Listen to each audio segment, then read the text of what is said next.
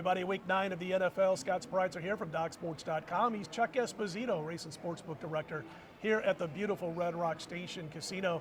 And we're going to talk the old liability thing, how the guys did behind the counter. I know Chuck is chomping at the bit to get to what happened last week for the books. But it's been a crazy week, Chuck. I mean, we're not even into the weekend yet, and we're talking about some serious stuff going on in the NFL. And the latest is, of course, the Aaron Rodgers situation, who tested positive, of course, for COVID. And he's going to miss at least this week, potentially next week. There's talks of a possible suspension coming, the whole ball of wax. But obviously this game has seen a line adjustment. What'd you guys do with the Green Bay line this week? Yeah, Scott, he's one of those guys, we've talked about it in the past, that there's about 4 or 5 quarterbacks that it is a major adjustment. He's one of those guys. I mean, it's at least a touchdown or more. Prior to the game, we had seen some Green Bay won. We know the Chiefs struggled on Monday night against the Giants. We saw the Packers getting points against Arizona the way they were bet. But without him, you're going to see the Chiefs at least a 7-point favorite in this game. But I think that it's an over-adjustment, personally. Sure. I know he's Aaron Rodgers, but if I think the key to the game is if the receivers are there. Right. If you've got Adams and Valdez-Scantling and Lazard there to go with Jordan Love to give him some young wideouts and the 2 running backs, I think that helps a lot. Without those guys, that number's going to go up. If not, it wouldn't surprise me to see some Packer money come in at 7 or higher.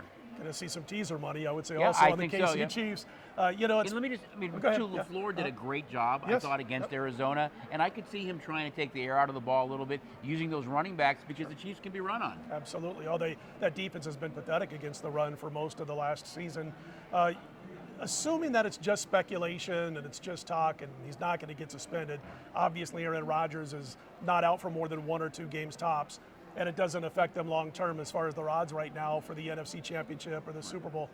But we do have a couple of teams that are affected. One of those is Tennessee, who lost Derrick Henry this past weekend, unfortunately. You know, I don't care whether I root for a team or against them when it comes to being just a fan, when you don't have your money on the team or the game, but I want to see the best players play, and unfortunately they lose Henry. It's not often we see a non-quarterback position make a big deal to an offense or a defense or to a line. What'd you guys do with this? Not only when we talk about the spread itself, but also as far as the AFC Championship odds and the Super Bowl odds with the Titans. I think real quick, though, going back to Green Bay, not to get too long-winded on Green Bay, but I think it does impact them because it doesn't impact them now, but for any team to have to go to Lambeau in late December or January to play in a playoff game, maybe they don't end up getting a home field advantage in, say, the championship game, and they have to travel to LA. I think that is a huge factor. That's a good point. But we'll see how it all plays out. As far as Tennessee goes, I agree. I mean, I think everybody loves Derrick Henry. Sure. I think more than any other team, that guy, that offense runs through.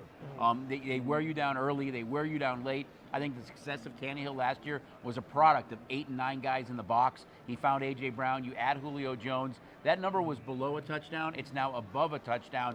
We'll see what the impact is, but I think it's going to be dramatic for that team. On the flip side, though, not huge adjustments. They're 6-2. They still play the Jags, the Texans twice, the Dolphins, a very favorable schedule, and they've beaten the Colts twice. Sure. They're going to win the AFC South, and maybe you get them back for the postseason. That's why not too much of an over-adjustment without Henry there. But hey, it's going to be a different offense without number 22. What have you guys done, not only the point spread per game, but also, again, just like Tennessee, but in the other conference in the NFC, talking about New Orleans. Listen, Jameis Winston might not be the greatest quarterback ever, but he has cut down big time on mistakes since he's been with the Saints, and of course they got the great defense.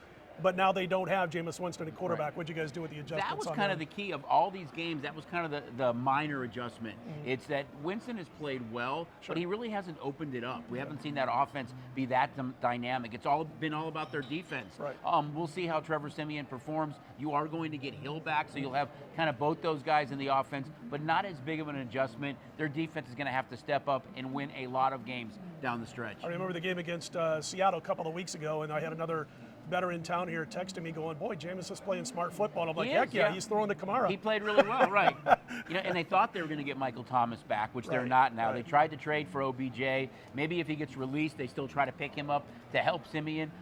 Siemian's a guy that's going to be asked just to manage the game. Right. I don't think you're going to see that offense like you did with Drew Brees or even Jameis Winston. But hey, a lot of season left. Defense is going to win it for them. They have to stay close, but that was a big win last week against Tampa. All right, the folks the last couple of weeks that are watching this video, we're sticking it to the books and we're smiling. Oh, it hurt. A little bit of a flip this week, as I think you guys did pretty pretty good behind the counter. It was a much better week for us. I mean, it's a dirty 4-letter word that I'm going to say, and that is Jets.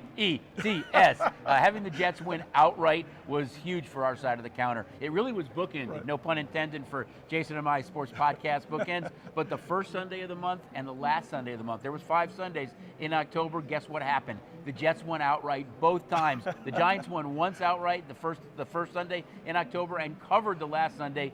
Both spelled W's for our side of the counter. Bettors had a really good 3-week stretch, but the Jets helped us out immensely. By the way, before I forget, where can the folks find the podcast bookends?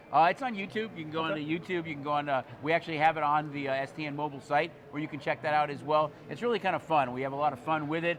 We introduce a lot of new stuff, some stats. We just kind of have fun with it and give you guys something to kind of make fun of us with. So it's all good stuff. I've heard it. It's good stuff. Wanted to mention about this week. Where's the liability this week with all the craziness going on? And I'm going to say right now that the over-under of teasers on the Rams being teased down is through the roof. They're actually playing that side. I think that, the public sees no Derrick Henry, and what is that adjustment going to be? And they go out and they get Von Miller. This team is built to win right now. We saw Tampa host the Super Bowl last year. The Rams, it's in SoFi Stadium this year. Maybe they host it as well. But we've seen a lot of action on the Rams so far come in. That's been the big heavy bet team so far. October's over. I know the special's not there right now with the It's STN still Sports app. $100. Is it still It's going up to $100 $100 special Okay, right cool. now. And for a $50 deposit, you get a pretty cool pink and black STN mobile cap. Absolutely great, man. If you're in town or coming to town, come by the Red Rock. It's a beautiful place, man. You got great restaurants, movie theater, swimming pool, the whole ball of wax. You got Chuck you can come and say hi to when he's not pulling his hair out, being busy with all these Jets, just remember. survival pool, man. Did you hear about the survivor pools this week? I did. Like 1,000 people got axed out of the survivor pool by taking the Cincinnati Bengals. Anyway, he's Chuck Esposito. Check out that podcast, Bookends with Chuck. I'm Scott Spreitzer. We are DocSports.com from the Red Rock Hotel Race and Sportsbook.